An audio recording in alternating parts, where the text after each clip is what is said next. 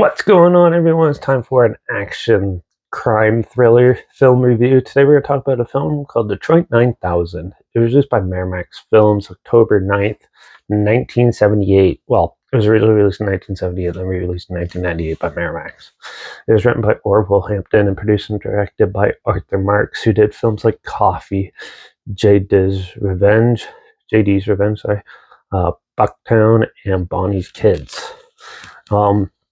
So Detroit 9000. Well, famous politician is running for office, and he ends up getting robbed, and two cops get put on the case, one white, one black. This came out in the middle of the blaxploitation film, so very focused on those, and they have to coincide and get along to help solve this case, which leads to a lot more turmoil and craziness than they expect.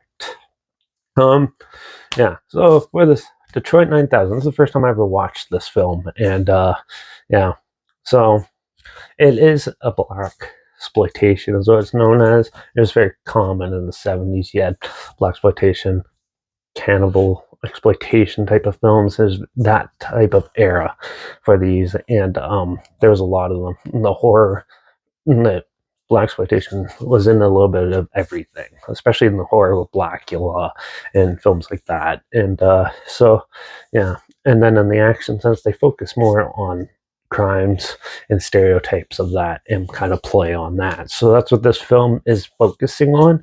It does it more in like a Shaft way. And yeah, so overall the acting is really good in this, and the way the characters interact and stuff are actually pretty well done. Some of the side characters are kind of pointless, I thought, but for the most part, most of it works real well. It does take a while to get going, though, so the writing in this film is a little odd, because it takes a while to get going, and then once it does, some random side steps happen, which we didn't really need, but that happens too. And so it kind of like throws the balance of the film off a bit. At some points it's a drag, some points it gets going, then all of a sudden you're going somewhere else, and it's a little off-putting, and which I thought was kind of odd. But yeah, this is definitely by no means the best like crime film from the 70s or anything like that. It's no Dirty Harry or anything, but it does have its charms and some bleakness into it, which it really captures like the roughness of Detroit and stuff. And the title of the film could be confusing because it sounded like a sci-fi movie when I put it on, but no, Detroit 9000 is that's the code they used to call for all the cops and stuff. And yeah, so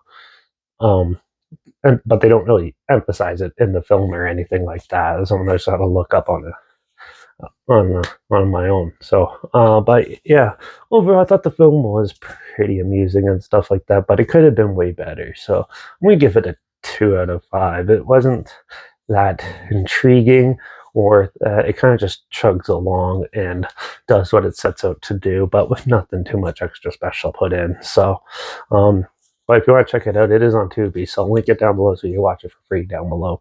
Also, make sure you check out my Instagram, so I post clips of films and review in the future. All my stories, share the film time, hashtag subject film, and hashtag so you're aware of it.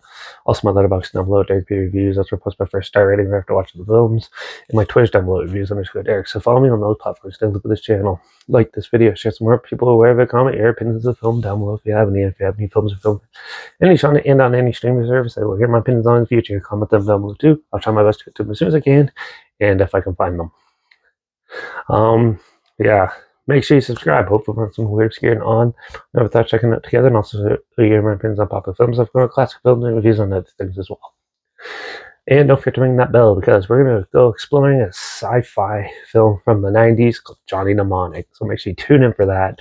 And yeah, watch out for all those interracial cops out there. Especially nowadays, everyone's just being overtaken by them. And I guess I'll see you all in the next review. So until then, cheers!